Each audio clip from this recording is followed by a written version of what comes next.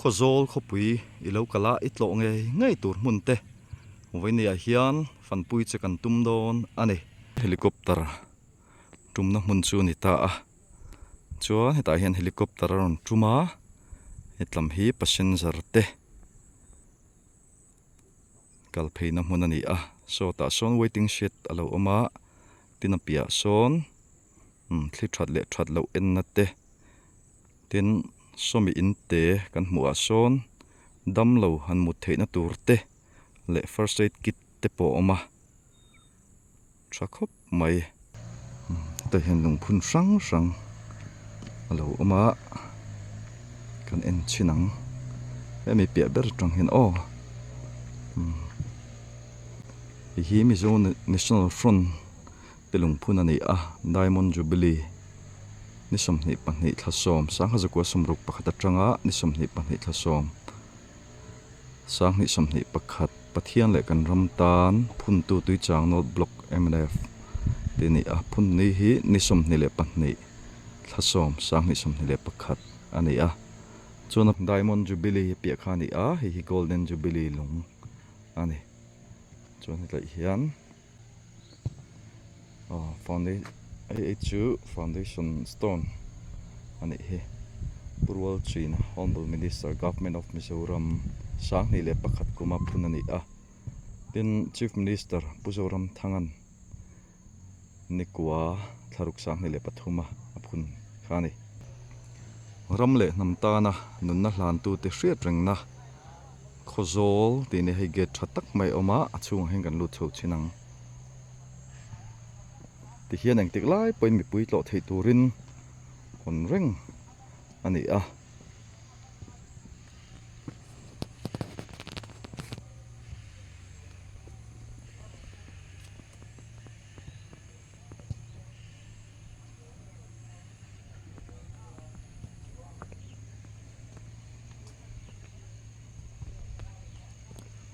kan lut chho don ani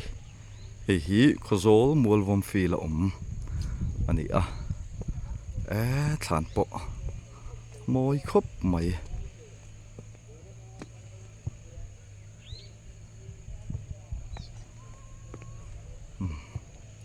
thế này moi deuh mai na lo siama alung phun te kan tilangang chumi mai na vel akan kalkwal lokanga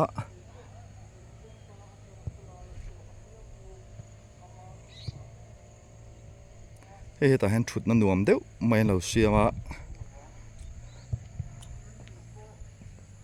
hian hung kwal veka chuan hei bul vel a hem pangpar moi deuh mai phun boka kum tluang ten phuna chuan hemi tanga a khoi thei hi en chinang tuna lo lang khi Skinayar Battalion tlang ani a tlai tang hian mu chiang thei khop mai chang khu tlai khu lungwar te po langa lungwar bekin lamatang khan kanan hoi kuala khu JNV school lo lang boka achak tlang tawlur mai khi tuition tlang ani a khi mun sang tak mai ne khi tlai tang khian aizol te po lang theya tin aizol tang te poin alang thei bok ani chuan somi piami so chan chuana home FBC tina andin ani a hian hei martar thana tanga mu thei vek ani kanan hoi kuala khu tuition phai te po lo lang theya khu highway te po tle walang thei ni khu kanan hoi kuala zela khu tuition phai kam ani a chuan khi mitlang lo lang khi aro tlang sang khani a ti hian kanan hoi zela zui chip tlang te po kan hmu theya khu ta kon KVK te po lang the ni khu mi khumo KVK office te po lang theya khi zui chip tlang sang te po lang ani mun ma nuam khop mai martar thlan lam an hoi leila hei avel shrim hi anuam hetlain tlang pong hei tuna an siam hi tiat tlang pong hi oma ti hian tlang pong rema bial papin hemi martar thlan siam na tur ni om tak hian hei a mun ma hi an kal kualila a rem em mai ni chuan step hi ti hian mun lia ndo kual chowa step po moi khop mai ti hian thut na an lo da a mun fel fai tha khop mai ti hian kual chuak vekani tuna chuan a ziak lam khi tilangang kan ram ta na nun na hlan tu te za tak chungin ngoinia thang thar ten chibai kan buk chewa hetlai in mun ma in mun hriat rengna ta na buat sai hi kan hlut ani ai kan hlut lang ani ti hriat na chu a mun ma von fai konga te tin a chei bol konga te po num thatakin chei zel ani a en chawang aziak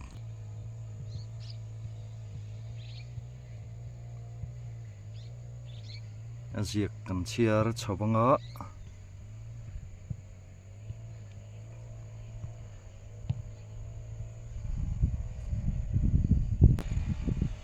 Mizoram tana in pumpek te Mizo National Army tini martar thisin chuan nang le keimin aw tini an za hle mai ei hi sir khat ani chuan sir le lam inen leng hei hi sir le lam ani Mizo tana in pumpek te hei ming anin ziak tha ming hi chu kan chiar vek lo mayang captain ti te an ni furani hei noya hian an theina zong mang zoin pathian le kan ramtan an nun an peta tini hei lungwar eplama Mizoram tana in pumpek te civil civil oblique public tini heng hi chu sipayan ni chia lawama se ramtan hemi te hian an nun nan hlan ani an za hle mai khi me chia te pon omani khi martar te choi moina thaber chu an mabak chun zom hi ani tini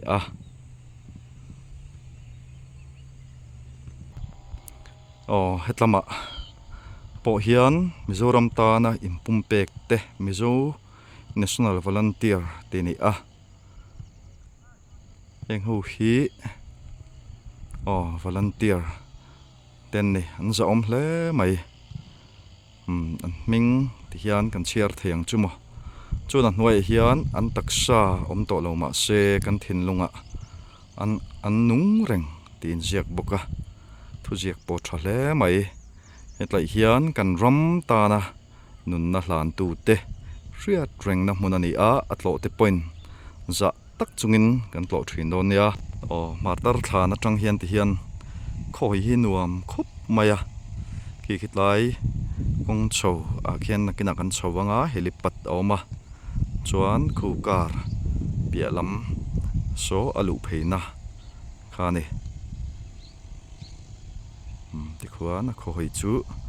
a view hit in ti kwal lokang ti khuan football playground khani ngala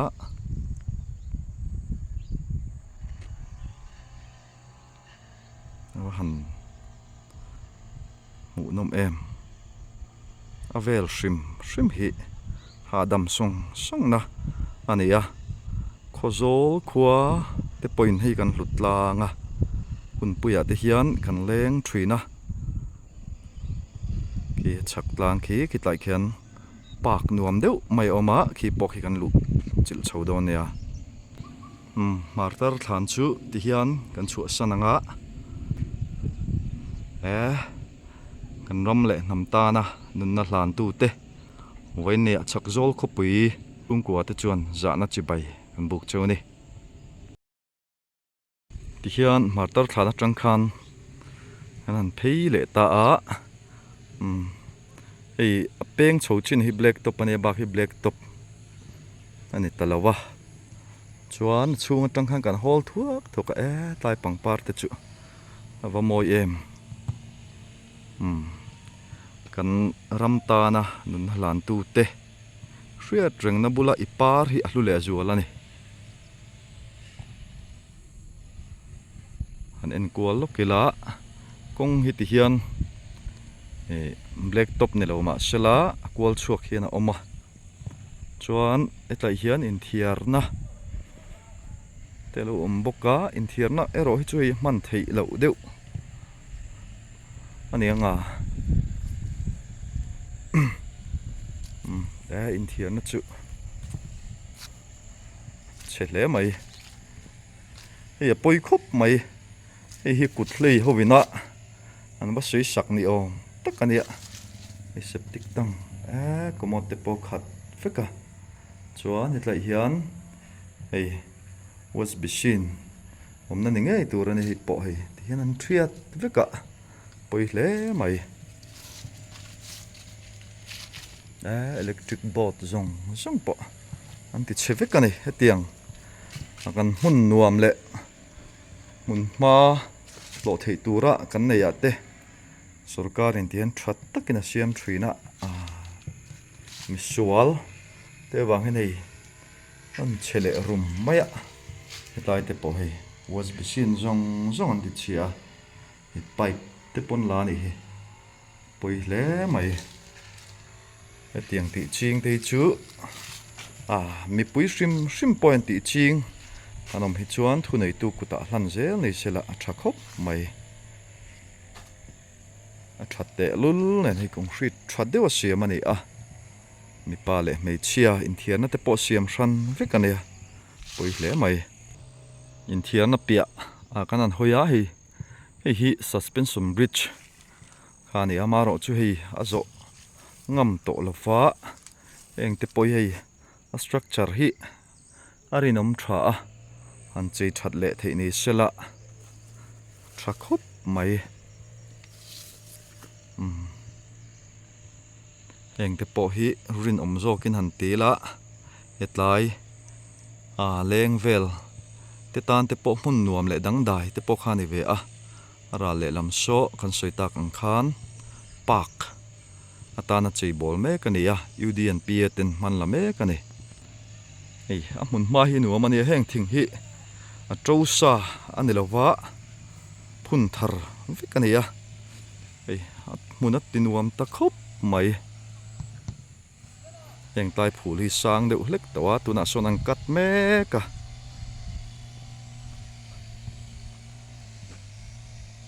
an kat zo phei chuan len vel atinuam le zual don ani hei martar thlan tang khan kan han peng thata chuan ta hian nom hal na thadeu mai lo oma non wange ni so nomero chu hal fai ni chia lawa chuan hei helipat lam pan chho na kong nuam deuh mai lo oma kan zo chawang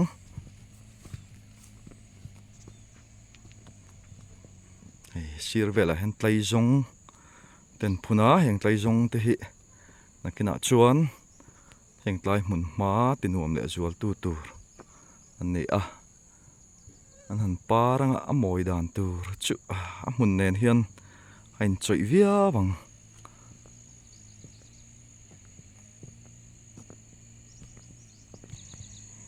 hei April te tlai zong te nung thwa khop mai hlu ani heng thing phun tu department anga mala tu te chunga po lom thu kan soi thar le ani kan mun manei te lut chho zel la tlai mi te tlai zong ania mun an sa me ka tu na hian sam zo phei chuan mun hi atun ai hian khoi te pon nuam le zual don ani kan han hoi le ta khu mar tar thlan khani a khu tlang mual han rim dan khumo ai siam tu hian mar tar te hriat reng na lungphun na hmun ta na alo duan ni om tak ani tlang bok lian lo te an oma ain rem hle mai amoi hle mai mar tar thlan atang khan kan han chho le hreta tlai nei lungphun dang dai le moi deuh mai lo om le a ai moi hle mai lungphun po hi aziak lam an chiarang tlai chu mun ma fai lo tlat mai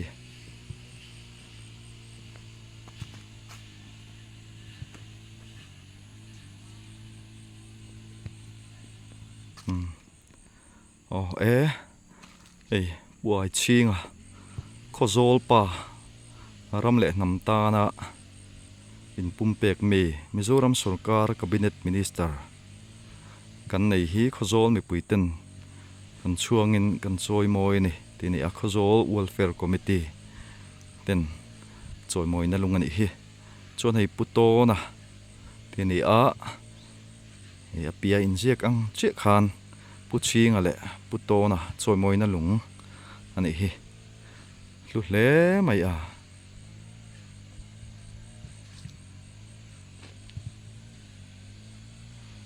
shape po moi chona pia che hi kanan hoilet le a mi pia che hian ei tong trai na mun bethel na mun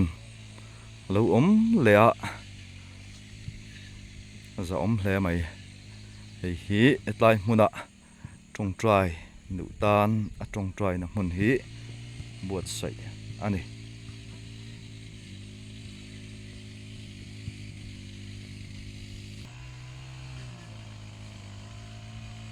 ei hetlen gate that tak mai lo oma min aw la ka chang che ti gate alo in tar ani awa tha em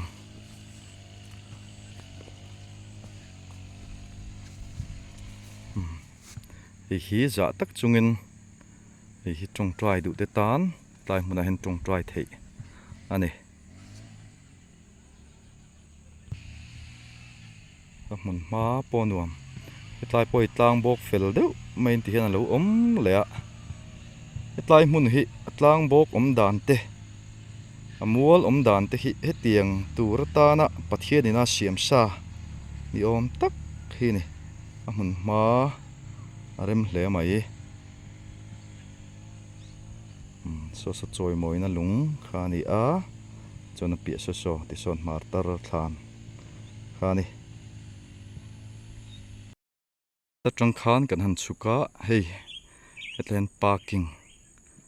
lo oma kitlan bethel na munte tikhian an lo oma tin hei kong nuam deuh mai cement kong motor po kal mai theina alo om boka mun ma hi hetle min nim dewa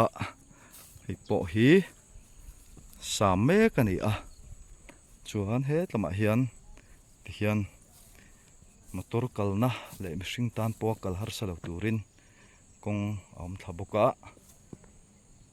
heng mun ma te hi thing te hi department te NGO le dar ngon VC te na an phun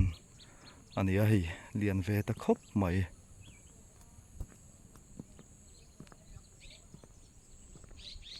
hi khozol local chuan itlo nge tur mun te an ni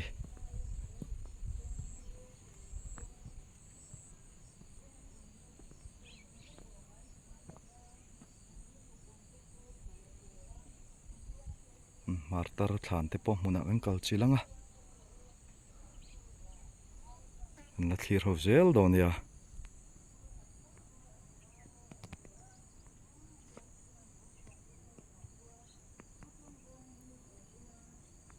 hi choi moi na lung kha ni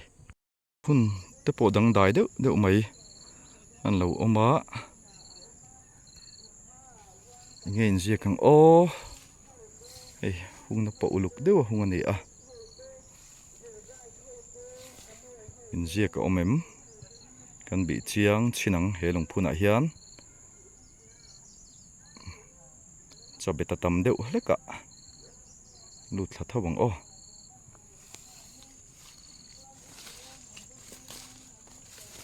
nghe in ziak bị chiang đũa chabet hi chu then le thei lom le tam hle mai chabet hi lungphun malam chu lo ni ta a chiarawa har ve chiar don chinang o ring tu masa ti ni a chuan hming hi sang dai lowi ti ni a kum som ni le pathum isua amuhil ni som pariat thasom pahnih kum sang ha zakwa som ni le pahnih he avarei to ve tuna sang ni som ni le panga ania untu te hi anutra te sang zika sang vela tini lu hle mai lungphun na tang hang kan han chuk le de wai tai poi lungphun lo om le a ngein ziak chiar le don chinang o ei lungphun sang tha khop mai fit sari vela sang ani hi chiar chinang o memory e hriat reng na lungphun ani hi lal huta sai lo lal huta sai lo lal kum som le le paruk te ni a chuan kum som pali rawrela te ni a tr ni som ni pakhat thla som pakha sang ka zakwa som thuma Shillong hospital a athita apa lalbura apu van hoiliana he lungphuni lal lungphun ani hi awa hlu ve he lungphun hi a hlu hle mai hei lal lungphun ani hi van hoiliana thla te lal huta lungphun mun ma po hi ma lai su nu la ni don hi hun lai chon ro pui khopang he lungphun hi kan mi zo lal chung ko lungphun lo ni reng mai a thla na niang memory ni tlat lai tang point an hoi kwa la kho hoi anu mania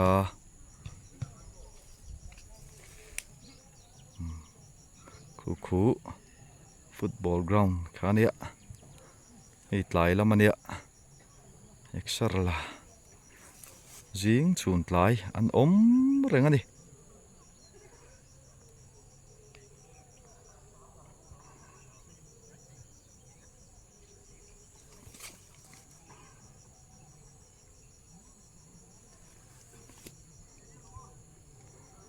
tlai so suspension bridge kan ti khani a chuan chhaklam tlang khi pak turin tun hen chei bol me kania khi pokhi muna kan tlo chodon ya le khitlam pan khian I chawang o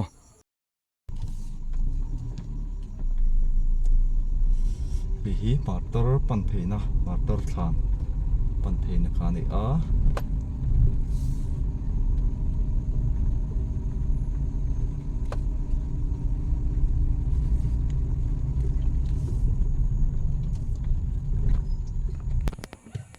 tlama tang hen in thlir kwal le sokang so waiting seat thade mai lo oma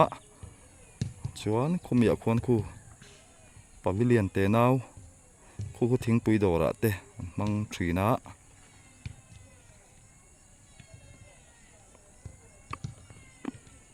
han thlir kwal zelila khu tlai khu volleyball court thade mai lo om boka tlai hi infiam mi tan chuan mun nuam tak le ngai na tom takani hi apun ma velanum pia lama infiam na mun tha ani a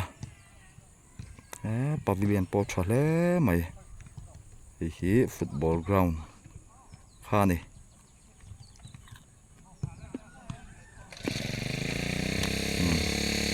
soi ang khan hei a hmun hma vel hi tuna han ti fai mek ani a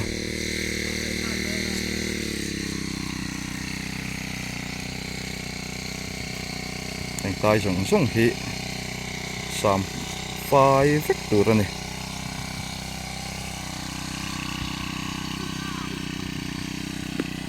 a hmun a oi sin cha sual lo bang o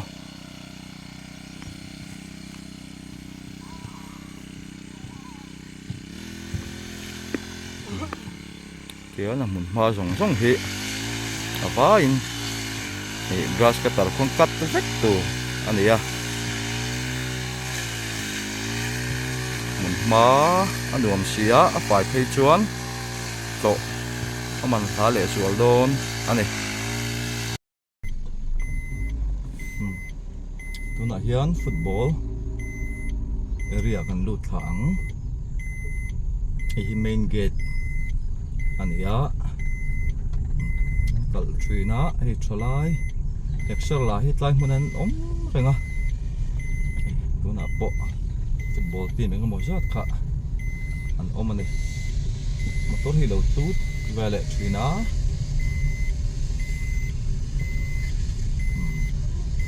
pavilion te hi thania so ta song kan tan tanga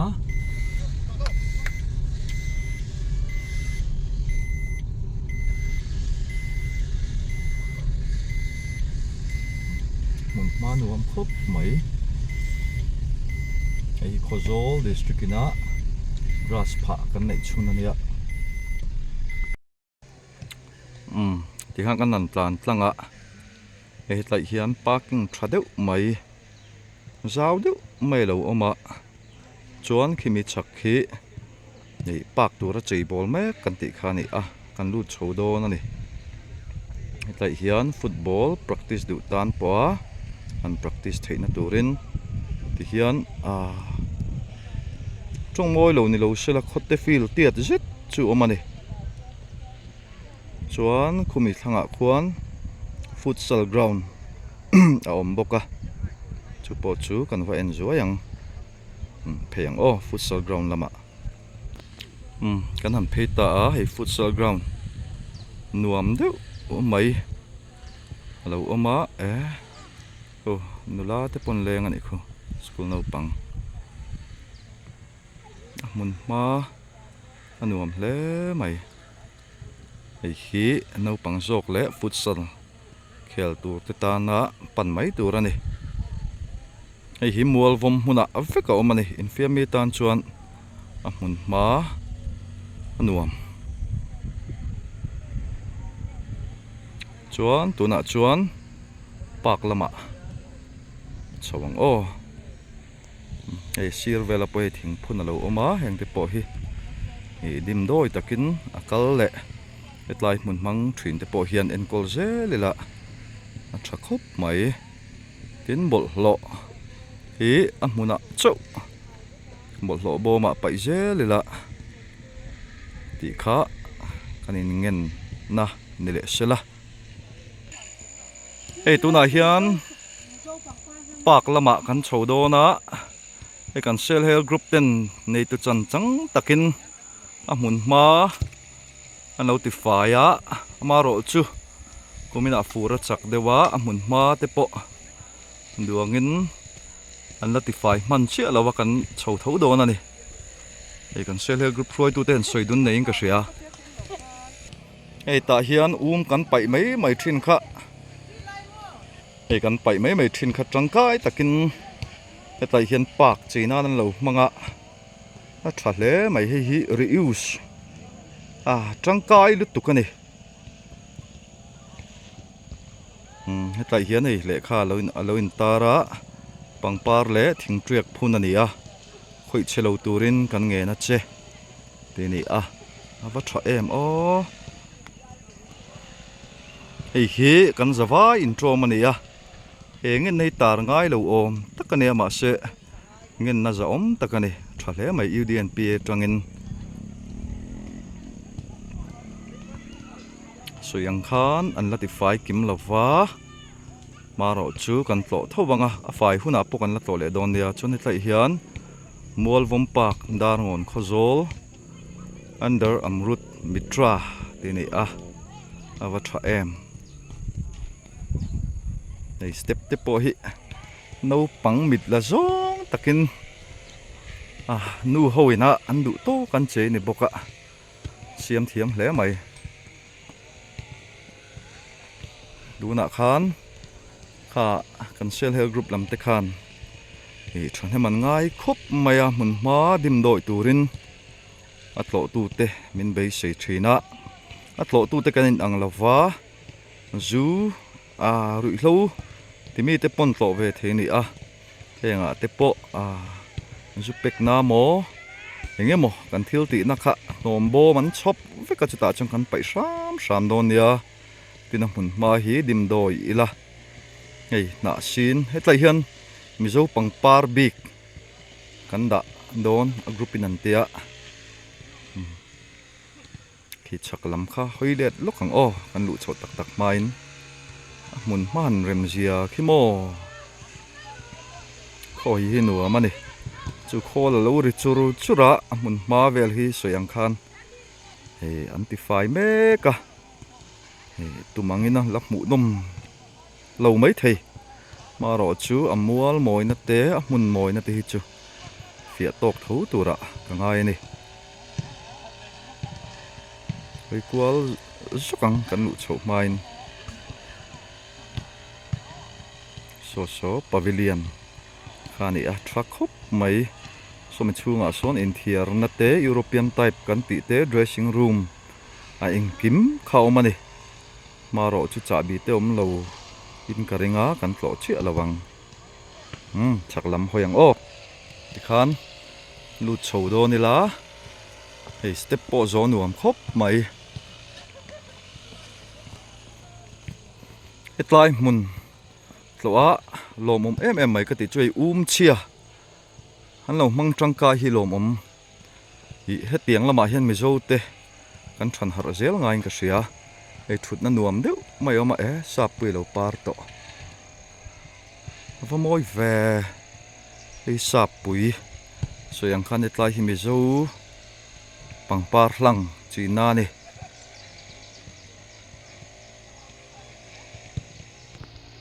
hi sa pui par ani hi hi sel help group ten uluk dewin an engkola atlo te point hi pangpar tam chodo na heng hi ti chiat lo tur ani akunga par hi moi bera tian atlo tu piangin moi an ti tur hin om reng sela lu ani district headquarter kan ni to a khozol te tin mi khual tlo tu tur te po engemaw zat kan omin ka ringa heng hi min dim doi sak turin kan ngen chewani tin ain call tu UDN PA point hi dim doi sak turin min ngen mol ani kha thuziak kan hmuh te khan mo hei tlai te na sin mun tur ania so tlai sa nom bom nom hi aboma chau pai tur ani en tur tam sia chole photang tai hian hei thutna kong sira lo oma thutna tak te nan thuila ngen chan lawa hian hetlai hi hei botol ber hi a tha ka ti hian mun cheinan moi dewin an mang theya hi kan kholai ti nok tu khopuya phechon kor ti trop tu khania ti tangkai deu man hi tha hle mai hetlai hian hei leiro chan kong alo oma chon sira henai pangpar khat tlat mai chon he chaka hian chei kan ti kha lo om le boka ava try tlai sa pui pakata par nal mai moi le mai mun ma kal chawang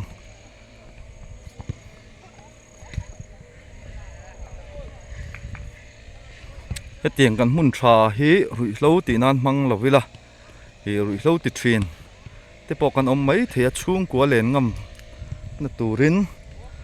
siam sam tumila a thakop mai mấy chia te po zalen de win leng thei sela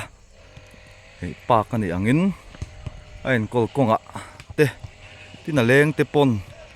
ril ru thiang hlim kha pusam samila thakop mai tlai hin hung bing le nghe ni pangpar chi dang deu ni ang chuma thang lam han hoi le zu ke lei na sin mun kha lo ni a he tam te poi ti hian an thlo chun zom zel do na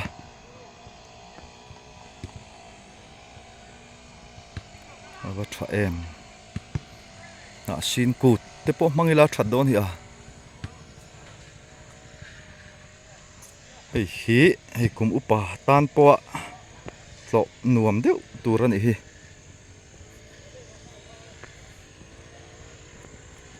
chuan hemi henei step moi deuh lo om chho le a tlang pan chho na ni khi mi tlang khi na kina kan chho don ni o tam hi zo tlang phot teng ti khang kan han lo tlang a kan kal tlang tai tlai hian hi thut na bial chi te lo oma chunga hen oi te po bol thei don ni hi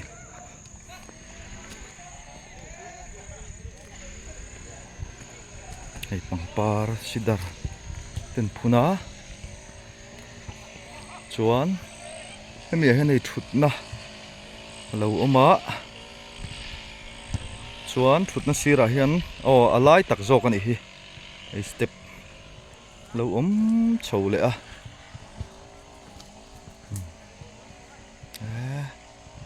tikhian tlang chi pa khen na kina kan chho don ani he pak hi nuam ani hi kal nge ngei na chi ni hi hemi mual vom to tu te tan chuan tam hi chuk tlang lok teng khoi nge po reng reng suspension bridge ka po ni hi hi suspension bridge kan ti khani ta a hi cheidan om sela a tha hle mai hi a structure hi le lam kha kan non tilang to a tha ni a pha hi thazo ka han chei thei ni sela hemi pak te tin martar thlan te a hlut na hi ti zual don ani he tama hen chawang han chawa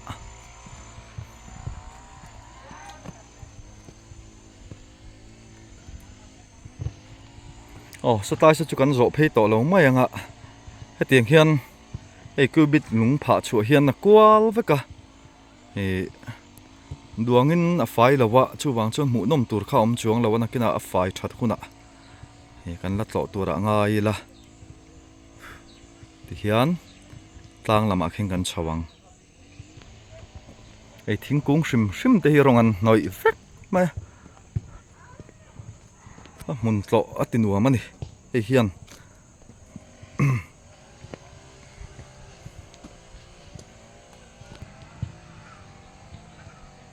pak tlang chip kan thleng chhota a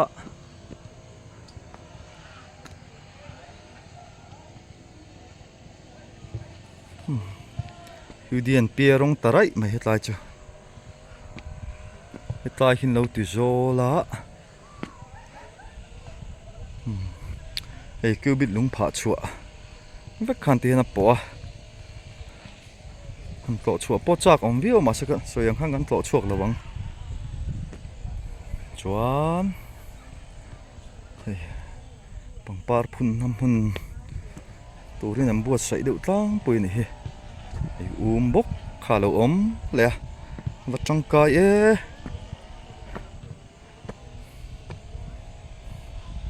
chuan hi chi pa hian chol ha dam na nuam deuh mai lo oma hi a bal view na ka tilang don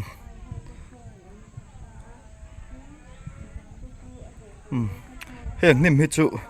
hun bine omania chu so yang khan anti fai meka amai ro chu bol hlo tam nu tuk avela hei zu in na pek và gì lâu về thì lăng phết căng heng zu in thrin ho hian hi in ani point etiang hen pai to su he moi lo mai hi rampam korte hi dagon burte ha và gì lâu về tại hiện ấy cột tế bom nó bắt gì lâu hay dụ in nâu tế mò với nhà chân bột lọc ăn char khom lawang thì phải mét thâu anh ạ cái chuột lốc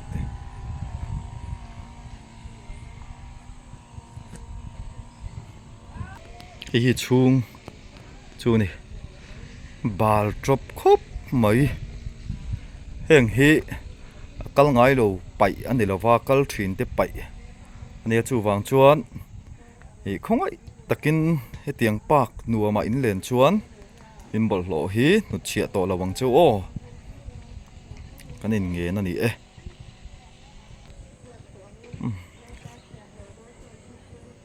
khomul pho na ni em long chu mo ho thapho tang tlai te po hi tụi ngay hành lộ chìm ó bá hành trú lâu tặc em có mồi tệ luôn lên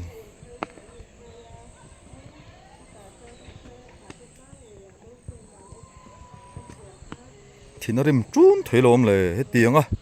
sum tắm tặc xe ngắm in thà tắm tặc xe ngăn en cô là tịt xe rong rồi ngót ta lâu khó sặc thuyền hi sim vắng vắng hôm nay cái nhìn ang thìn rìm đón tlat cái tai te hi hiền chút nào mà quál với cái này hi chút nào mà quál với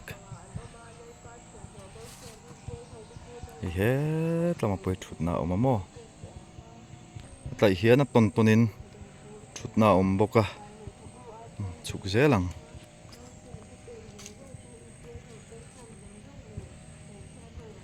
thì hiện kal shom lai tura khan avain cement chuak theilo ma sela nge ni a level a san zong inang lo tol thuk lo ma khan ten step thade wan siam zela itlai po tian thut na nuam deuh lo le a tuna chuan in kol konga thei top kan chu ho to tura ngai la heng hi tu ta ma ni lowa kan zawa intro mani ti kha hre thar leila chu tiang tur chuan kan in nge na ni i chak lam te po tian thut nan siama achunga khian pangpar phunna anda zela hoilet lokang hei a hmun ma an cheidan hi chu nuam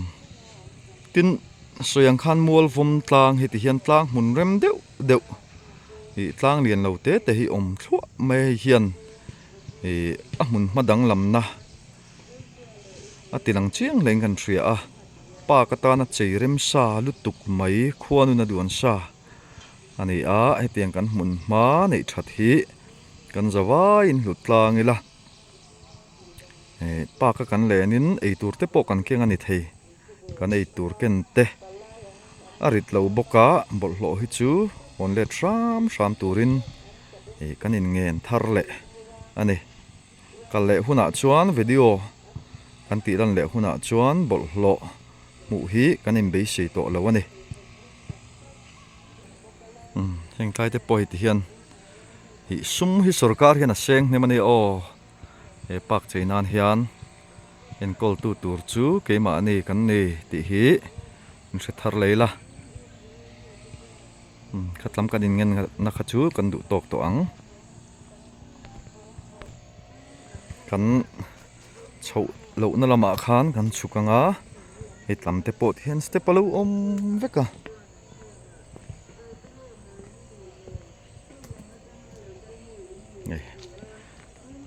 sarkarin sumtam taksengin kan mumma temin cheibol saka ain kol konga te thei top chua tlangila tin he tiang mun ma ti che mo ti top thina mo kan hriat chuan thunei tu a report te po hi a kuale tui tha te mo phurna ni ti te kha hi hre thar leila a thain ka hria tikhan voin nia e video kan siam chu kan du tok do nanga kan video te min lo hlut saka min lo thlir sak thin tu zong zong te in zawai chunga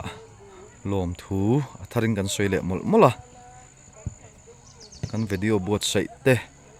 du thu sam lawang ti kan ringa heti chunga min hlut sak tu zong zong te le thanem ngai taka comment ron pe thin tu te min lo share sak thin tu te in chunga an lo me in zawa in mutui mang tha vek pule